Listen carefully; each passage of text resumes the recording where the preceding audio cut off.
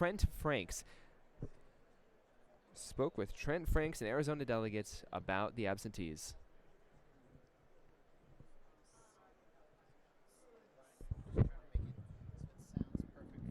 Thank you, yeah. Right. Yeah. Okay. We've heard the excuses from other members of the Republican congressional delegation, such as going to the Grand Canyon or campaigning or even mowing his lawn.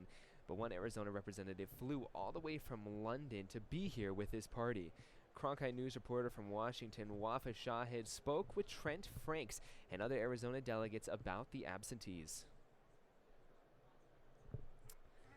Other speakers at the brunch, like Republican Chairman Robert Graham and Sheriff Joe Arpaio, preached the need for unity and focus within the party, even though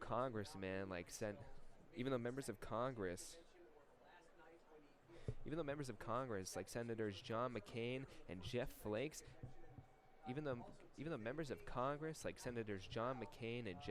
and all the other representatives other than Franks never showed up to the convention.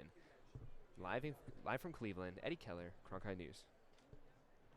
Even though members of Congress like Senators John McCain and Jeff Flake and all the other representatives other than Franks, Jeff Flake and all the representatives except Franks, and all the representatives other than Franks never showed up to the convention. Other than Franks were not at the convention. Live from Cleveland, Eddie Keller, Cronkite News.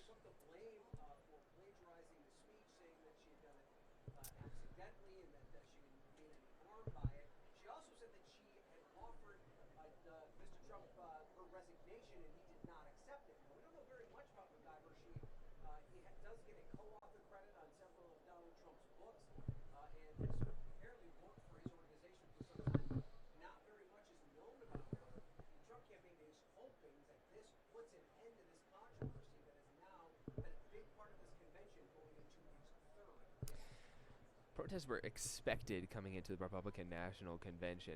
After all, critics say that much about the event was divisive from the beginning. But one protest today really struck home with an Arizona native who drove all the way here to voice his concerns. No.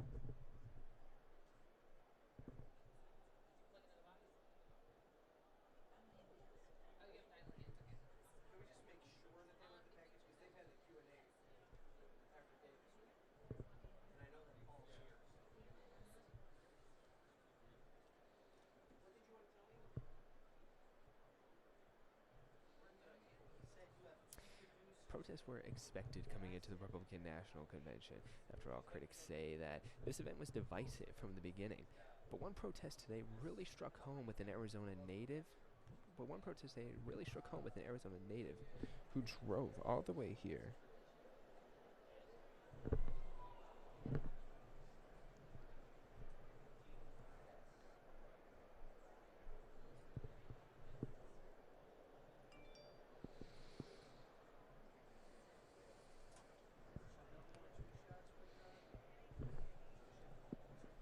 Yeah. Yep.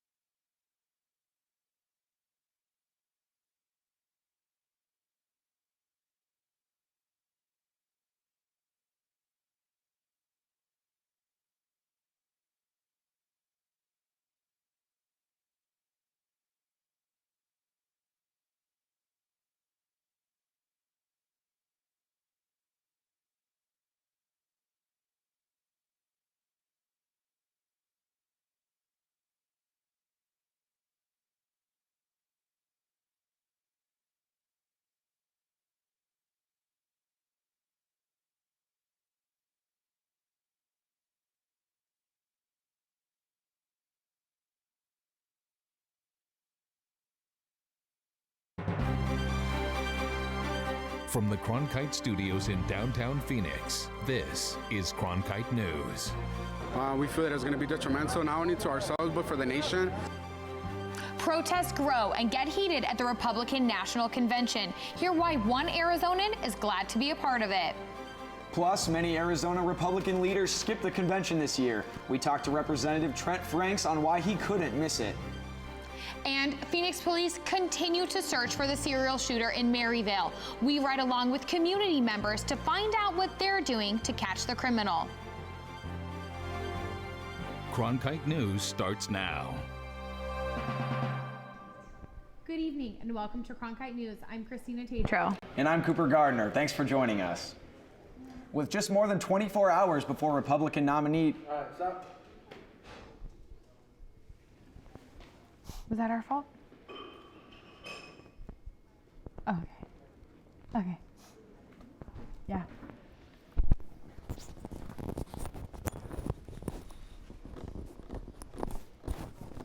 Perfect. Thank you. Hey, yes. Here I am talking. Yes, talking. 5, 6, 7, 8, 1, 2, 3, 4, 5, 6. Okay. All right, so good? Here, hold on, perfect. Wait.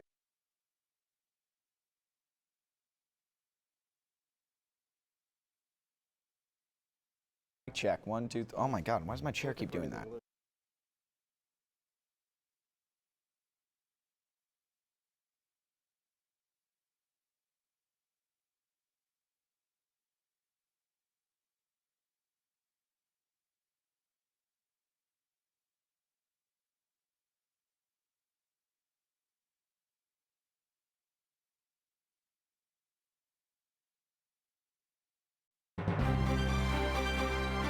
From the Cronkite Studios in downtown Phoenix, this is Cronkite News. We feel that it's going to be detrimental not only to ourselves but for the nation. Protests grow and get heated at the Republican National Convention. Hear why one Arizonan is glad to be a part of it. Plus, many Arizona Republican leaders skipped the convention this year. We talked to Representative Trent Franks on why he couldn't miss it. And Phoenix police continue to search for the serial shooter in Maryvale. We ride along with community members to find out what they're doing to catch the criminal. Cronkite News starts now. Yeah. Good evening and welcome to Cronkite News. I'm Christina Tatro. And I'm Cooper Gardner. Thanks for joining us.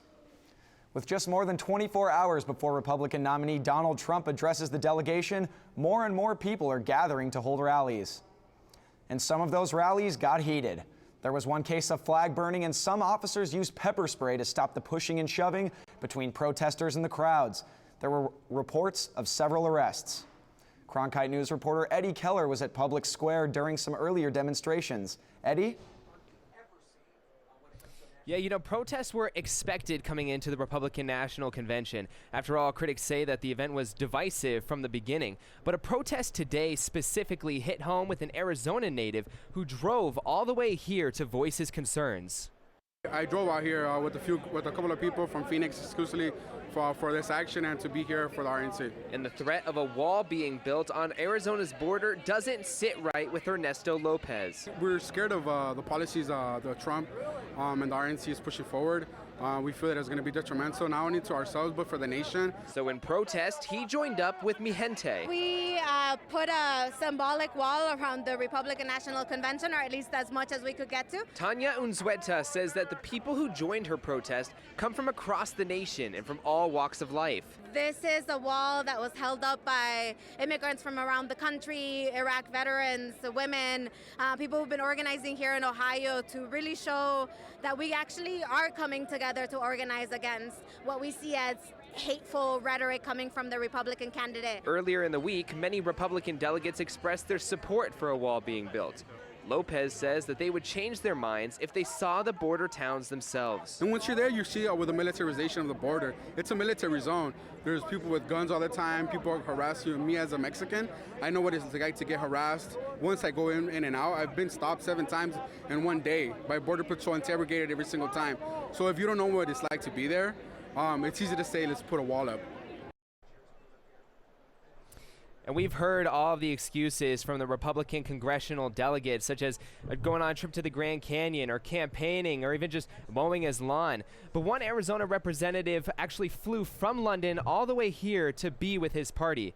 Cronkite News reporter from Washington, Wafa Shahid, spoke with Trent Franks and other Arizona delegates about the absentees.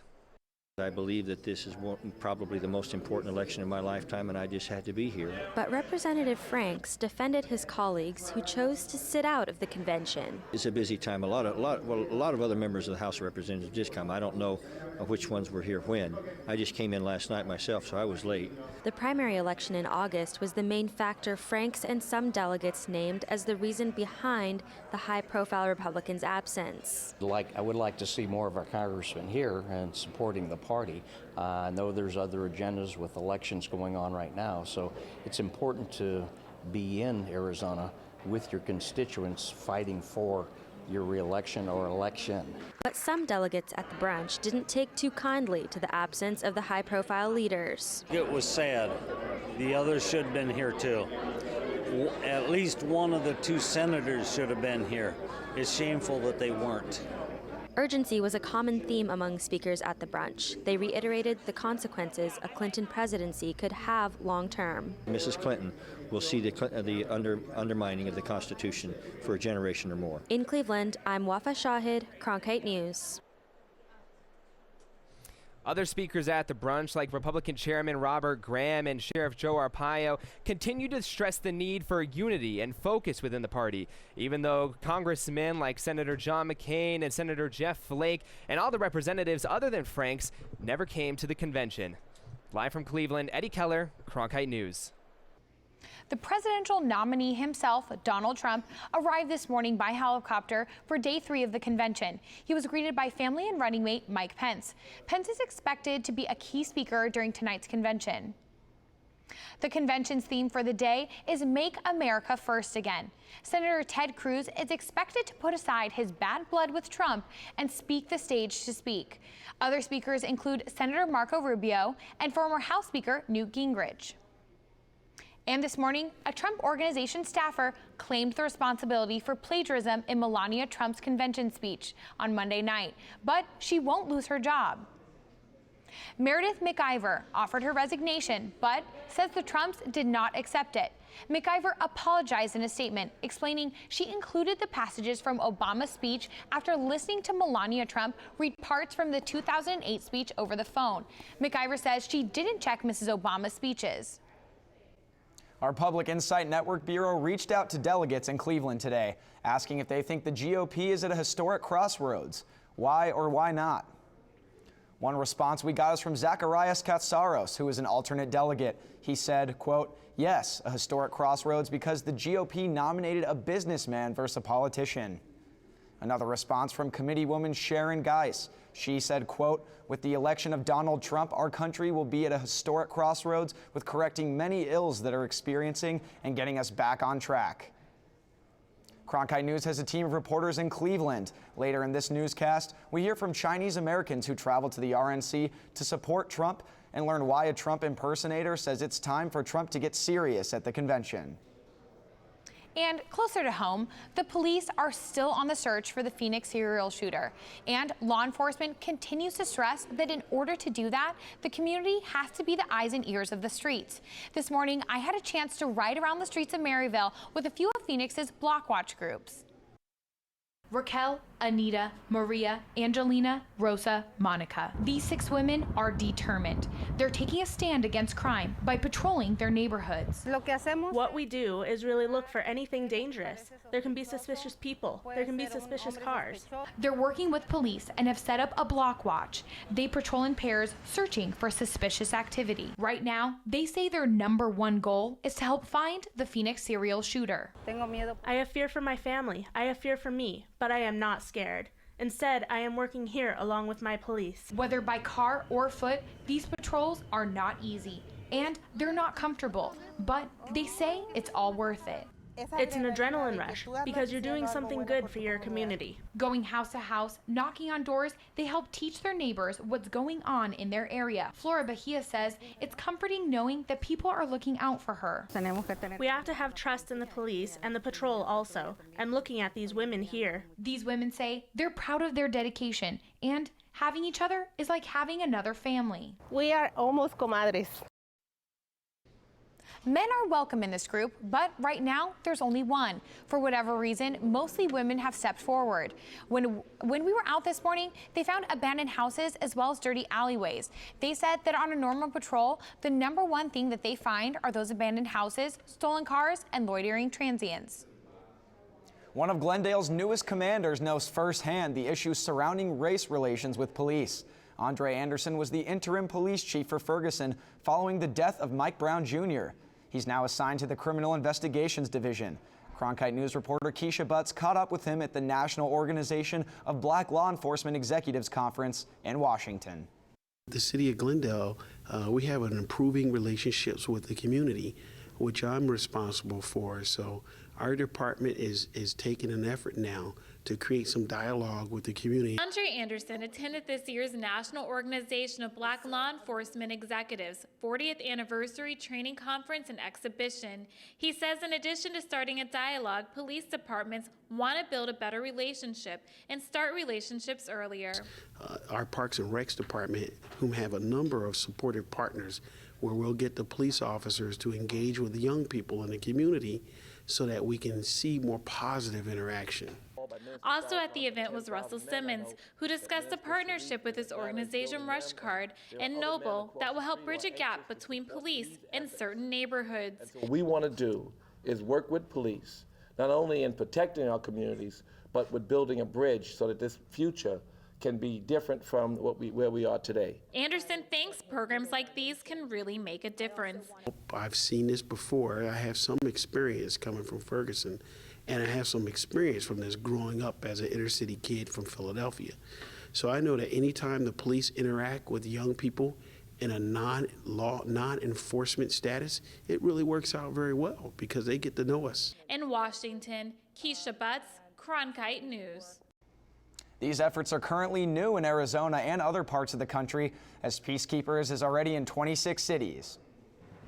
More coverage from the Republican National Convention is ahead, including the reaction after the founder of American Muslims for Trump gave a benediction to conclude last night's events. God bless Donald Trump. Coming up on Cronkite News, a Phoenix Islamic leader is speaking out on why he doesn't understand the support. And the group Chinese Americans for Trump in Cleveland hear their thoughts on the presidential nominee.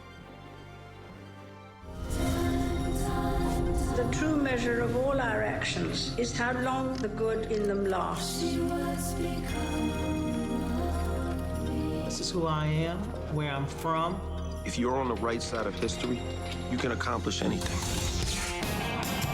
It's a connection between your present and your past. Come this way. This is good. This is very good.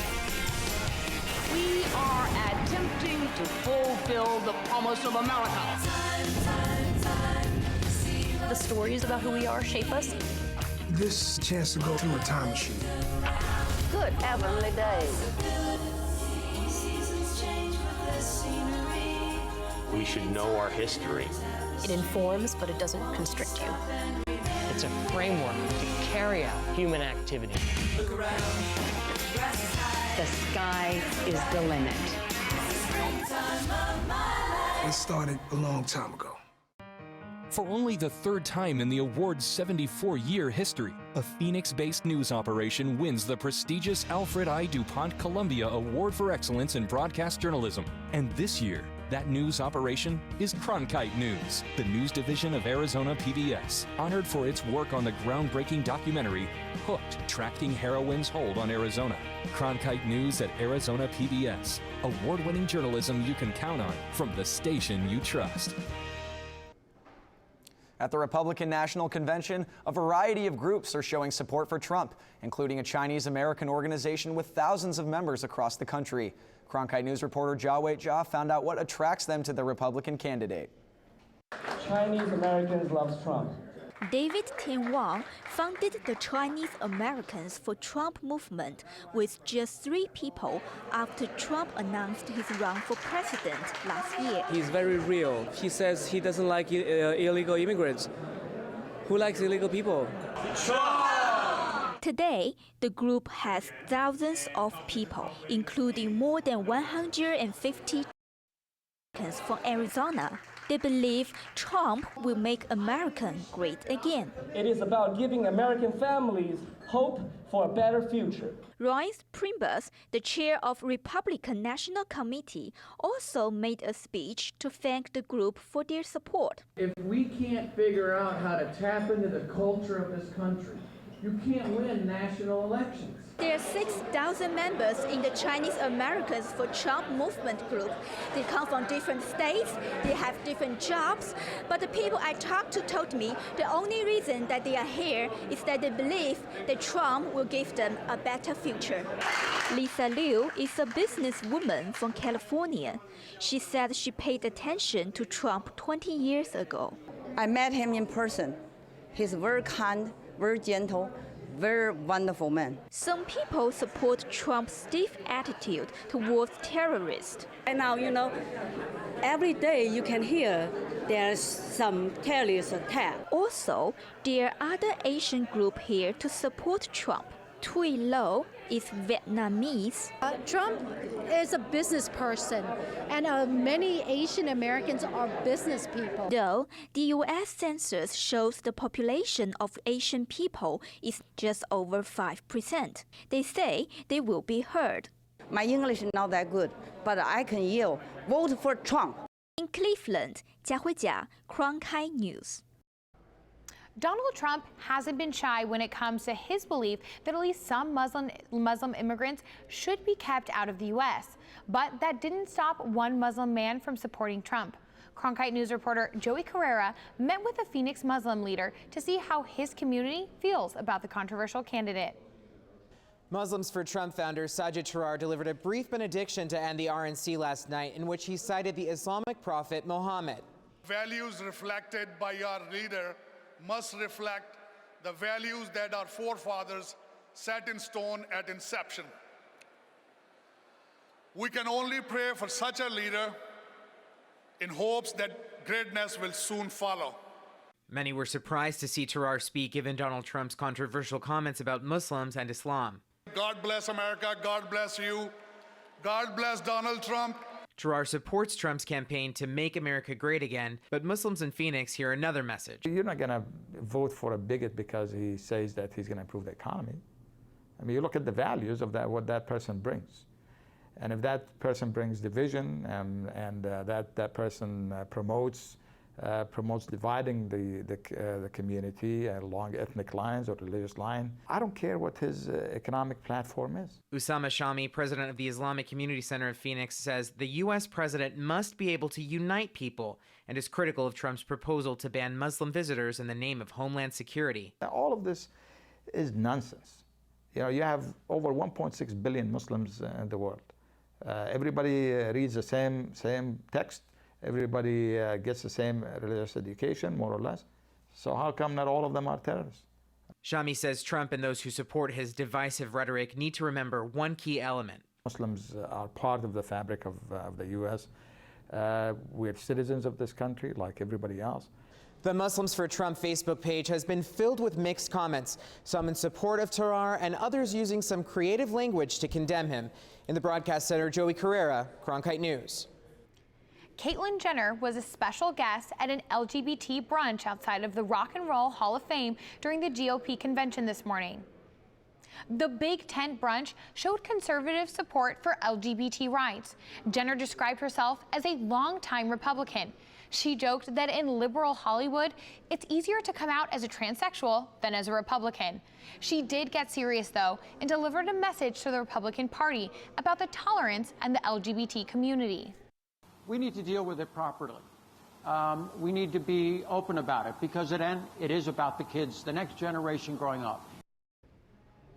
Jenner said she doesn't plan to attend the convention. She previously supported Texas Senator Ted Cruz for the GOP nomination. In light of recent attacks, security is a major concern for the millions traveling to Rio for the Olympic Games. Luckily, one Israeli company is helping out, coming up on Cronkite News. See what technology they're putting in place to ramp up the security for the Olympics. Plus, a big announcement from the Phoenix Suns. Find out where they're playing their first consecutive regular season games and why it's historic.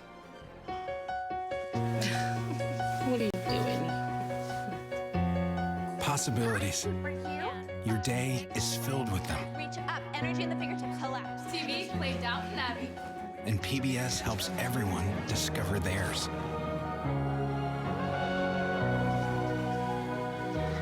Anytime, anywhere. Up in the sky, you can see it. PBS, we're with you for life. A federal judge is ordering Arizona Secretary of State Michelle Reagan to put the Green Party on the November ballot, despite the party's failure to submit their nomination papers on time. The party and Reagan had asked the federal judge earlier this week to enter a ruling requiring Reagan to accept the nomination papers. The Green Party's candidate is Jill Stein. A Maricopa County judge has denied a request to slow down the validating of signatures for a minimum wage measure. The Arizona Restaurant and Hospitality Association requested the slowdown, claiming the Secretary of State's office is acting faster than it should. The proposed measure would raise the state minimum wage from $8.05 an hour to $12 by 2020. U of A researchers have won a grant to fund research into complicated lung disorders. The nearly $11.5 million grant will fund the study of two disorders: acute respiratory distress syndrome and ventricular-induced lung injury. The university says patients with significant trauma or severe pneumonia are commonly at risk for these disorders. One company is helping Rio authorities keep track of what's happening at street level in order to increase security for the Rio Olympics. It begins with a tool to upgrade security cameras. This is a tool that really helps investigators start to deal with scenes when they have no clue what to look for. BriefCam technology can squeeze 24 hours of video into 1 minute, making it easier for security to go through surveillance video. The video becomes searchable. It can label cars by color or people by the speed of which they're walking. It allows security to search for behaviors that are different, such as a skateboarder in a slow pedestrian lane. Irani says BriefCam technology was used during the Boston Marathon bombing investigation and after the Brussels bombing. Somos Phoenix, or We Are Phoenix, that is what the Phoenix Suns said today when they announced 2 international games to be played in Mexico City for the first time ever next January. Suns president Jason Rowley, Phoenix Mayor Greg Stanton, and head coach Earl Watson were on hand to talk about the impact of the games. Watson says these games will give a taste of the NBA culture to the Mexican people. My mom always raised me in a Mexican culture, Mexican heritage, and she always pushed the fact that community is always first. So when we talk about the business of basketball and you bring it to our people, that is important, but the most important thing is to connect with the people and to give. The Suns will play the games consecutively at Mexico City Arena with the Dallas Mavericks on January 12th and the San Antonio Spurs on January 14th. It's been all fun and games for a Trump impersonator attending the convention in Cleveland. Coming up on Cronkite News, why even this comedian says it's time for Donald Trump to get serious about his campaign and talk about issues. The true measure of all our actions is how long the good in them lasts. This is who I am, where I'm from. If you're on the right side of history, you can accomplish anything. It's a connection between your present and your past. Come this way. This is good. This is very good. We are attempting to fulfill the promise of America. The stories about who we are shape us. This chance to go through a time machine. Good heavenly days. We should know our history. It informs, but it doesn't constrict you. It's a framework to carry out human activity. The sky is the limit. It started a long time ago. For only the 3rd time in the award's 74-year history, a Phoenix-based news operation wins the prestigious Alfred I. DuPont Columbia Award for Excellence in Broadcast Journalism. And this year, that news operation is Cronkite News, the news division of Arizona PBS, honored for its work on the groundbreaking documentary, Hooked, Tracking Heroin's Hold on Arizona. Cronkite News at Arizona PBS, award-winning journalism you can count on from the station you trust. doing? Possibilities. Your day is filled with them. Reach up, energy in the fingertips, collapse. TV, play Downton Abbey. And PBS helps everyone discover theirs.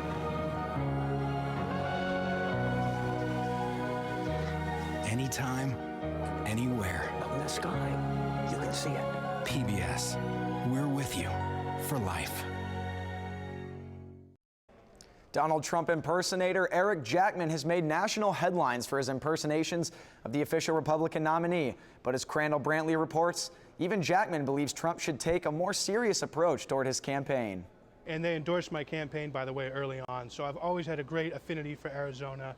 With 10 years of experience impersonating Trump, Eric Jackman put his skills to the test in downtown Cleveland, receiving laughs from crowds and plenty of media attention. So just be honest and don't give the Clintons a free pass. Jackman said he decided to impersonate Trump after watching him argue with Rosie O'Donnell on The View in 2006. He just sounded off for 2 minutes. He was like, well, Rosie O'Donnell's disgusting. I mean, you take a look at her, she's a slob. She talks like a truck driver. And I was like, oh my God, Donald Trump's crazy. This is awesome. $1 billion. But Jackman isn't your ordinary entertainer. He studied political science at Franklin Pierce University and started working for the John Kerry campaign as a senior in high school. Jackman said he watches hours of Trump news on a daily basis to find new material. But his impersonations did not become a part-time gig until the real Donald Trump called Jackman up to the front of the crowd at a Trump rally back in February. And he went, get up here, and he called me to the front of the stage, and he was laughing, and he said, Melania, would you marry this guy? I don't know. And he just, he said, congratulations, man, I hope you make a lot of money. So when Trump said that, I was like, shoot, maybe I should just kind of start doing this as like a part-time gig. But Jackman isn't giving Trump a pass on the way he's running his campaign, even though he prefers Trump over Clinton. Attacking the other people is all fun, it's great. Lying Ted, Little Marco, low energy Jeb, that stuff's great. But if you're going to be commander-in-chief of the armed forces, if you're going to be president of the United States, you need to be serious about policy, and you need to take this thing seriously. Stay with us for full coverage from the convention all week. And next week, we'll send a team of reporters to the Democratic National Convention in Philadelphia. Due to the conventions this week and next week, Cronkite News will air at 4:30, then followed by special convention coverage from PBS NewsHour at 5 and Phoenix Arizona Horizon at 10. Here's what's coming up on Arizona Horizon and PBS NewsHour. On the next Arizona Horizon, we'll look at a year-long program that gives students a boost in career and education. And a new report on tech talent shows Phoenix ranked number 11 in the country. It's on the next Arizona Horizon. I'm Hari Srinivasan on the next NewsHour. We continue our special PBS NewsHour NPR joint coverage of the Republican National Convention in Cleveland. That's Wednesday on the PBS NewsHour. That's it for Cronkite News tonight. Thanks for joining us. For top Arizona stories anytime, go to cronkitenews.azpbs.org.